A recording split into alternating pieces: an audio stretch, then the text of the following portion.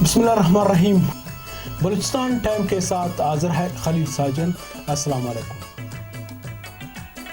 Balochistan time का मकसद यह है कि बलूचिस्तान में जो बुनियादी मसले मसाइल है उनको उजागर करना है, और इसके अलावा जो बलूचिस्तान के हुकूमत है, चाहे उसमें मिनिस्टर है या MPs है या सेक्रेटरीज है, उन लोगों की जो कारकर्दगी है, जो इस वक्त अवाम के लिए काम कर रहे हैं, उन सब को आप तक पहुंचाने के लिए बलूचिस्तान टाइम का आगाज किया गया है। आज बलूचिस्तान टाइम में हमारे साथ दो मेहमान होंगे।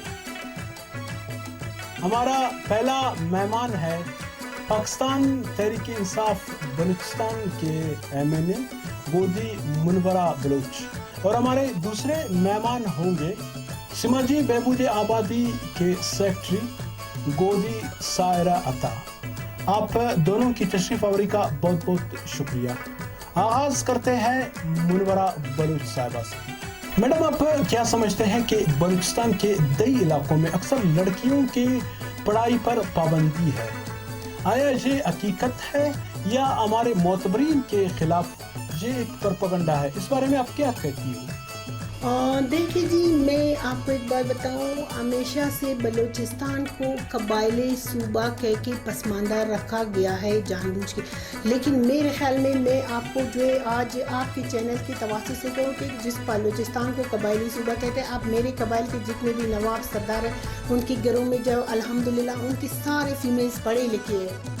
मतलब जाहिर सी बात है, अगर आप एक पढ़ लिख जाते हो, अच्छा इंसान बन जाते हो, ज़रूरी नहीं कि आप पढ़ लिख के आप जाओ कहीं जॉब करो, कोई नौकरी करो, हाईलाइट हो जाओ, तब जाकर आप पढ़ी लिखी शामिल हो जाओगे।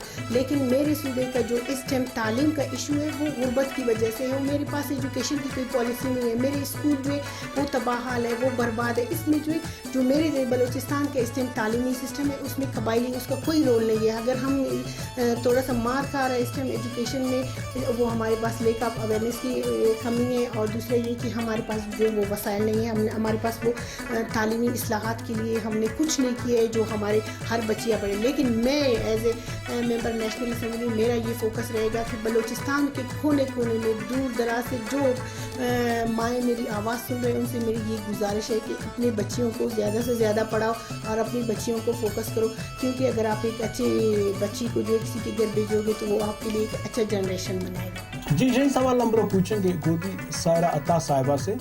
मैडम, क्या बलूचिस्तान के कई इलाकों की औरतों को उनके हकूक मिल पा रही है या नहीं? देखिए, जहाँ तक हकूक़ की बात है तो ये तो एक वो कॉन्टीन्यूस स्ट्रगल है जो हमने करनी है।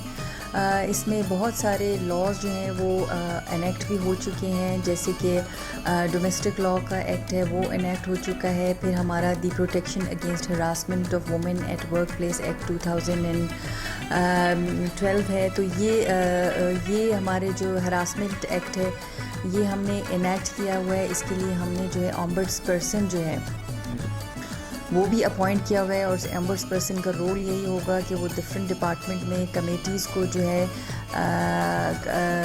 कंपोज करने में हेल्प आउट करेगा कि वो वहाँ पे इंक्वायरी कमेटीज़ हों जो कि वहाँ से जो भी केसेस आएंगे हरासमेंट के वो इन कमेटीज़ के थ्रू जो है वो उनको डील करेंगी और उसके बाद उनको जो है रिजॉल्व किया जाएगा। गोदी मुनवरा बलोच साहिबा, बलूचिस्तान में अक्सर औरतों पे तशद्दुद होती है, इसकी क्या वजूहत है? देखिए जी, ये मैं आपको बताऊं कि ये हमारे आजकल मीडिया है जो हमारे ड्रामाएँ जो हमारे चैनल्स दिखाते हैं, उनमें सुबह से लेकर शाम तक आपके जो 3 या 4-6 ड्रामे जितने भी होते उनमें यही तशद्दुद, यही आपके तलाक, यही सिस्टम जो हमारे सोसाइटी में ये चीज़ें हाईलाइट करते हैं। ज़ाहिर है ये जो मर्द जो हमारे बच्चे होते हैं यही ड्रामाज देख के, यही मतलब मैं कह रही हूँ कि माशरे में जो हमारे ये तशद्दुद की रुझानात है ये बढ़ रहा है। इसमें ज़्यादातर रोल हमारे मीडिया का है, क्योंकि वो जो देखते हैं बच्चे हैं वही एडॉप्ट करते हैं, वही जाके वही अपनी जो रियल उनकी लाइफ है उनको ये इम्प्लीमेंट करते हैं उसी पे। तो हमारी मीडिया से ये गुजारिश है कि आप अपने कल्चर जो हमारे मजहबी रस्म व रिवाज जो हमारे बलोची कल्चर کلچر ہے, جو ہمارے پٹھان کلچر ہے, جو ہمارے سندھ کے پی کے, ان کو آپ ہائی لائٹ کریں, اجاگر کریں. یہ تشدد, یہ ڈرامائی انداز میں جو کہیں آپ تشدد کرتے ہو تو کہیں بیوی کی طلاق ہو, تو اس قسم کی چیزوں سے اوائڈ کرو تو انشاءاللہ ہماری سوسائٹی بہتری کی طرف جائے گا. میڈم سائرہ عطا صاحبہ, بلوچستان میں ایسے کئی اضلاع ہیں, اس جدید دور میں بھی وہاں کے عورت زندگی کی تمام سہولیات سے محروم ہے. آیا اس میں آپ کی جو ڈپارٹمنٹ ہے وہ کیا کر رہا ہے؟ اس میں کافی ہم نے اسکیمز بنائی ہیں, جس طرح آپ نے مینشن کیا ڈسٹرکٹس میں ہم نے کافی ایسی اسکیمز بنا رہے ہیں اس پی ایس ڈی پی کے لیے, جس میں ان خواتین کو کافی فائدہ ہوگا. اس میں رورل پولٹری ڈیولپمنٹ کی اسکیم ہے, اگر وہ اپروو ہو جاتی ہے. اس کے بسائڈ جو ہے ہمارے پاس امبرائڈری سینٹرز ہیں, اور عید اور بازارز ہم بنا رہے ہیں جہاں پر وہ صرف فیمیلز کے بازار ہوں گے, اور وہی وہاں پہ شاپ کیپرز بھی ہوں گی, اور وہیں وہاں پہ سیل بھی کریں گی. تو جو شاپنگ کرنے والی بھی ہوں گی وہ بھی خواتین ہی ہوں گی. تو اس قسم کے بازارز بھی ہم انٹروڈیوس کرانے کی کوشش کر رہے ہیں اس new P S D P scheme میں, جو رینٹل بیسس پہ ہم ان کو دیں گے, اور وہ وہاں پر اپنے بزنس انکیوبیشن سینٹرز کو ڈیولپ کر سکتی ہیں. یہ بھی ایک نیا آئیڈیا ہے جو ہم نے لیا ہے, جس میں فرام دا اسٹارٹ, جہاں سے وہ ایک رف آئیڈیا کے ساتھ کوئی بھی خاتون آتی ہے جس کو اپنے بزنس پلان کا پتہ نہیں ہے, اس کو یہ نہیں پتہ کہ میں فردر اپنے بزنس کو کس طرح سے ایکسپینڈ کروں. اس کے پاس اسکل موجود ہے, اس کے پاس ٹیلنٹ موجود ہے, لیکن اس کے پاس جو ہے پراپر گائیڈ لائن موجود نہیں ہے. تو اس بزنس انکیوبیشن سینٹر میں اس کو ہم وہ ساری چیزیں بتائیں گے جس کی اس کو ضرورت ہے. اگر اس کو ٹریننگ کی ضرورت ہے, فیزیبلٹی پلان کی ضرورت ہے, کلر کمبینیشن کی ضرورت ہے, ڈیزائننگ کی ضرورت ہے, مارکیٹنگ کی ضرورت ہے, مارکیٹ لنکیجز ڈیولپ کرنے کی ضرورت ہے, پروڈکٹ کی مزید فنیشنگ کی ضرورت ہے, وہ ڈفرینٹ سیکٹرز اور ڈفرینٹ ایریاز میں اس بزنس انکیوبیشن سیکٹر میں کیا جا سکتا ہے. بلوچستان پچھلے 70 سالوں سے محروم ہے, اس کی کیا وجوہات ہے؟ آیا اس کو آپ میڈم کس اینگل سے دیکھتی ہو کہ اس کی اصل وجوہات کیا ہے؟ کیوں بلوچستان اتنے پسماندہ ہے اور اتنے محروم کیوں ہے؟ آپ نے جو کوشچن کیا تھا کہ بلوچستان کی محرومیوں کا, بلوچستان کو میرے خیال میں جو 70 سال کی محرومیاں ہیں, اس محرومیوں کو ہم نے خود پروان چڑھایا ہے, اس لیے کہ ہمارے پاس ابھی تک وہ لیڈر نہیں آیا سینسیئر جو کہ بلوچستان کے ایشوز کو ہائی لائٹ کرے اور وفاق میں بلوچستان کے اس ایشوز کو اٹھائیں جو بلوچستان کے جینون ایشوز ہے. میرے خیال میں بلوچستان اس ٹائم وہ واحد صوبہ ہے جو پورے پاکستان کو پال رہا ہے. یہ میرا کہنا غلط نہیں ہوگا, لیکن بلوچستان کو آج تک اس کا حقوق نہیں ملا ہے. اس حقوق کو نہ ملنے میں میرے خیال وفاق کا اتنا کردار نہیں ہے جتنا ہمارے اپنے لوگوں کا ہے, کیونکہ ہم جب یہاں سے جاتے ہیں فیڈرل میں پہنچ جاتے ہیں, پھر ہم جو بلوچستان کو بھول جاتے ہیں, پھر وہاں ہمارا اپنا ایک دنیا ہوتا ہے. پھر جب ہم 5 سال پورے کر کے آ جاتے ہیں پھر ہمیں بلوچستان یاد آتے ہیں, لیکن ان 5 سالوں کے دوران ہم بلوچستان کے لیے کچھ نہیں کر سکتے. لیکن انشاءاللہ پاکستان تحریک انصاف کے جو چیئرمین ہے خان صاحب, اس ٹائم جو پاکستان کا وزیر اعظم ہے, اس نے جو فوکس کیا ہے بلوچستان کے, اس فوکس کے نتیجے میں انشاءاللہ ہم ان محرومیوں کا ازالہ ضرور کریں گے. میڈم آپ کیا سمجھتی ہو کہ بلوچستان کی جو موجودہ حکومت ہے, کیا وہ حقیقی معنوں میں عورتوں کی فلاح بہبود کے لیے کام کر رہے ہیں, یا یہ وعدے دعوے صرف کاغذوں تک محدود ہیں؟ دیکھیے, جہاں تک کرنٹ گورنمنٹ کی بات ہے اور چیف منسٹر بلوچستان کی بات ہے, تو انہوں نے اپنا تھوڑا فوکس شو کیا ہے کہ وومن ڈیولپمنٹ ڈپارٹمنٹ جو ہے پریویسلی پاسٹ میں ہمیشہ سے اگنور ہوا ہے. تو اس بار ان کی یہ کوشش ہے کہ وہ اس ڈپارٹمنٹ کو تھوڑا سا پروموٹ کریں گے, جس کے لیے اب پی ایس ڈی پی میں ہم نے جہاں پر پہلے 3 اسکیمز ہوتی تھی وہاں ہم نے 15 اسکیمز اس بار دی ہیں, اور انہوں نے ایک ٹلٹ شو کیا ہے کہ ان کی کوشش یہی ہوگی کہ وہ زیادہ سے زیادہ اسکیمیں اس میں اپروو کریں, تاکہ وہ خواتین جو کہ اسپیشلی ڈسٹرکٹس میں ہیں اور بہت زیادہ ڈسٹریس میں ہیں ڈیو ٹو اکنامک ڈپریویشن, تو ان کو جو ہے تھوڑا سا فیسیلیٹیٹ کیا جائے ان اسکیمز کے تھرو. میڈم منورہ بلوچ صاحبہ, سننے میں یہ آ رہا ہے کہ بلوچستان میں عنقریب جو اپوزیشن جماعتیں ہیں وہ عدم اعتماد لا رہے ہیں, تو آیا آپ کیا سمجھتی ہو کہ وہ اپنے اس عدم اعتماد لانے میں سرسبز ہو پائیں گے یا نہیں؟ دیکھیے جی، میں اس سے تو خاص کمنٹس نہیں کرنا چاہوں گی، لیکن میں اپنے نالج کے مطابق آپ کو ایک بات بتاؤں کہ جام صاحب میرے خیال میں وہ واحد وزیر اعلیٰ ہے جو پاکستان کے اس 70 سالہ ہسٹری میں بلوچستان کی اس جینون ایشوز کو جو ہائی لائٹ کر رہے ہیں. اگر میرا اپوزیشن یہ دعویٰ کرتے ہیں کہ بھئی اس کے باپ بھی وزیر اعلیٰ رہ چکے، اس کے دادا بھی وزیر اعلیٰ رہ چکے، اس نے بلوچستان کو خاطر خواہ رزلٹ نہیں دیا، لیکن الحمدللہ اس پہ کوئی کرپشن بھی ثابت نہیں ہوا ہے. انہوں نے اگر جو بھی کیا ہے اپنے بساط کے مطابق بلوچستان کو گرومنگ کی طرف لے گیا ہے اور بلوچستان کو تھوڑا سا انہوں نے ڈیولپ کیا ہے. لیکن میرے خیال میں یہ اتحاد اور یہ اپوزیشن کا جو تحریک عدم اعتماد ہے، میرے خیال میں یہ اتنا کامیاب نہیں ہوگا، کیونکہ خان صاحب بلوچستان کے کو جو ہے وہ صحیح ٹریک پہ لے کے جا رہے ہیں. اور بلوچستان کے عوام بھی ماشاءاللہ شعور رکھتے ہیں، ان کو بھی پتہ ہے کہ بلوچستان میں اس سے پہلے جو لوگ آئے ہیں، جنہوں نے گورنمنٹ کیا ہے، جنہوں نے حکومت کی ہے، انہوں نے صرف اپنے آپ کو بنایا ہے. جو پولیٹیشنز ہیں، جو ہمارے لیڈران ہیں، انہوں نے اپنے آپ کو اور اپنے فیملیز کو بنایا، بلوچستان کے لیے کچھ نہیں کیا. میڈم سارہ عطا صاحبہ، جو آپ کی یہ ڈپارٹمنٹ ہے، اس کی فیوچر پلان کیا ہے عورتوں کے لیے؟ مطلب وہ عورتوں کے لیے آگے آپ لوگوں کی کیا پلاننگ ہے؟ آپ لوگ کیا کرو گے عورتوں کے لیے؟ ہمارے ادارے میں فیوچر پلان ہمارا یہی ہے کہ پہلے تو اس ڈپارٹمنٹ کا جو ٹلٹ تھا وہ ٹورڈز پروٹیکشن تھا، جس کے تحت جو ہے ہمارے مختلف شیلٹر ہومز جو ہیں وہ خزدار، کوئٹہ اور سدی میں جو ہے وہ چل رہے ہیں.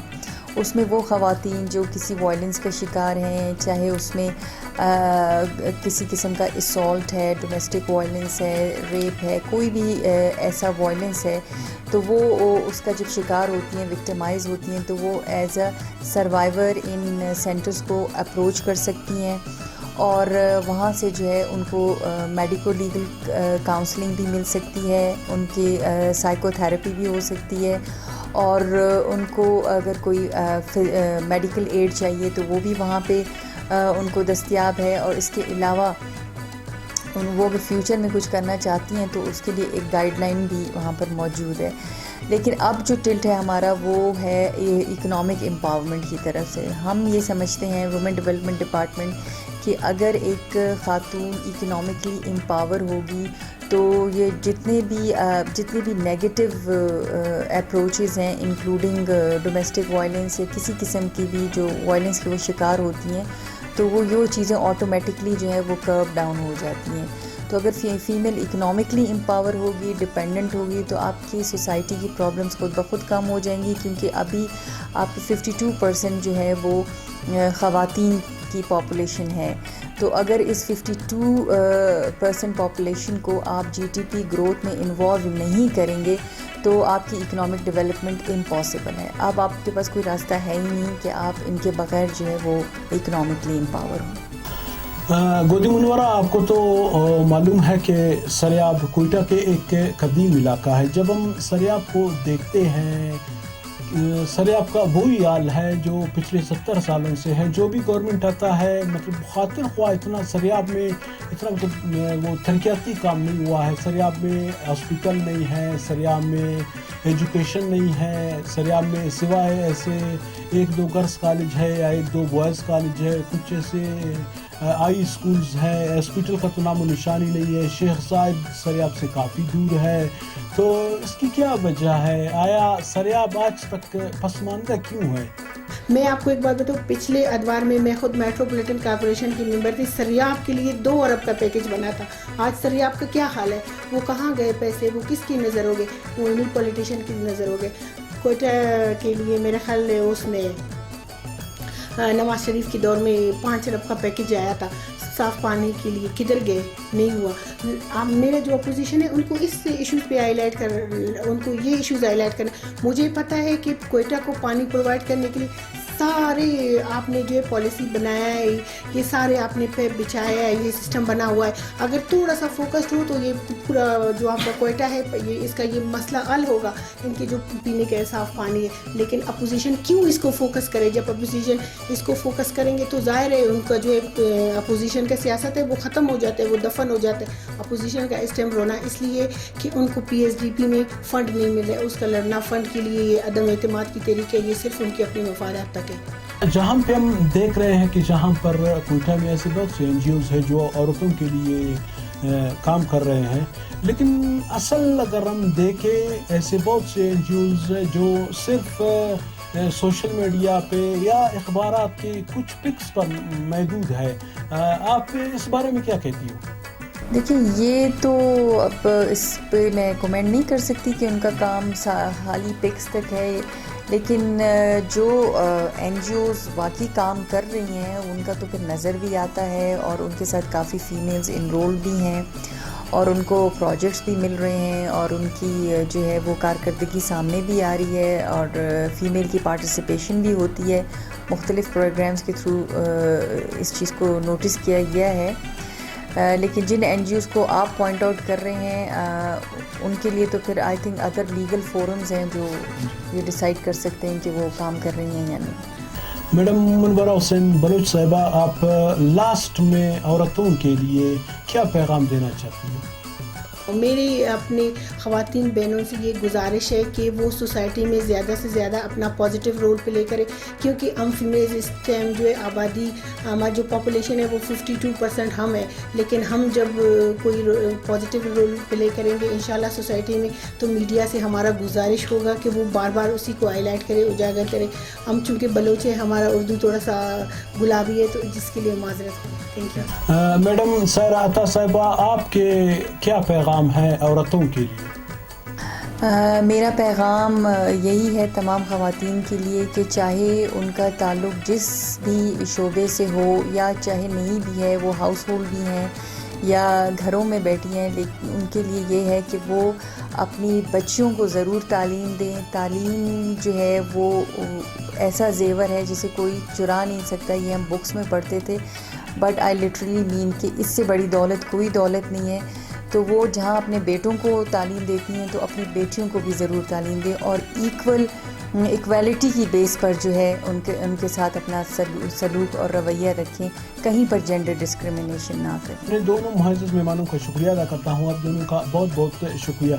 जी, आप लोगों ने देखा हमारे साथ मेहमान थे सिमाजी बहबूदी आबादी के सेक्रेटरी गोदी सायरा अता साहिबा, और हमारे दूसरे मेहमान थे पाकिस्तान तहरीक इंसाफ के बलूचिस्तान के MNA गोदी मुनव्वरा हुसैन बलोच साहिबा, जिन लोगों की आप लोगों ने गुफ्तगू सुनी औरतों के हवाले से। आज का हमारा जो प्रोग्राम था, इंशाअल्लाह अज़ीज़ आने वाले वक्त में फिर ऐसे किसी प्रोग्राम पे ऐसे शख्सियत आप लोगों के सामने ले आएंगे, जहाँ पर जैसे मैंने पहले कहा था कि हमारा मकसद यही है कि जितने भी बलूचिस्तान में रहने वाले हैं जो बलूचिस्तान के लिए कुछ कर रहे हैं, या बलूचिस्तान जहाँ पर पसमानदा है, उन लोगों की जो पसमानदगी है वो आप लोगों के सामने लाना है। जो काम कर रहे हैं हकीकी मानों में बलूचिस्तान के लिए, तो उनकी वो काम को आगे आप लोगों तक पहुंचाना है। इंशाल्लाह जो हमारे प्रोग्राम हर हफ्ता इतवार सोमवार तक पेश होंगे। इंशाल्लाह कल ऐसे फिर किसी प्रोग्राम में फिर ऐसे किसी मुअज़्ज़ज़ मेहमान को साथ लेकर आ जाएंगे। उस वक्त तक के लिए आप खलील साजन को इजाज़त दीजिए। अल्लाह हाफ़िज़।